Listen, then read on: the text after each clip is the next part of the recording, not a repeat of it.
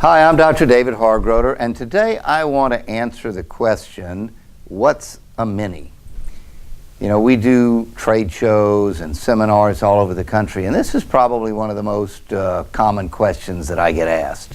What is a mini-gastric bypass? Where did that name come from?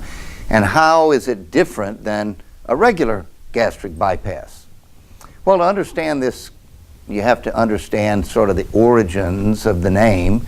Dr. Bob Rutledge in 1997 performed the first mini-gastric bypass. And in 1997, most surgeons, bariatric surgeons who were doing weight loss surgery, were still performing open procedures, which sometimes lasted 2 or 3 hours. Patients were in the intensive care unit for 3 or 4 days or more, were in the hospital for a week or two.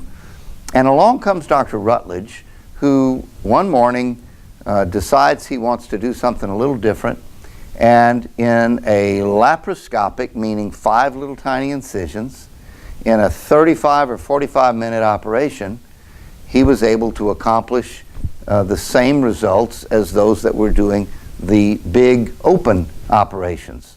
So in that context, it truly seemed to be a mini operation compared to the major operation being performed back in the late 1990s and 2000. Now, when you fast forward to today, the difference doesn't seem quite as evident because more and more surgeons now are also doing laparoscopic surgery with 5 little incisions.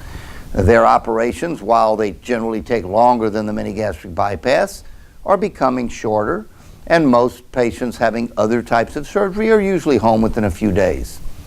So, is there a difference between the mini-gastric bypass and other types of gastric bypass?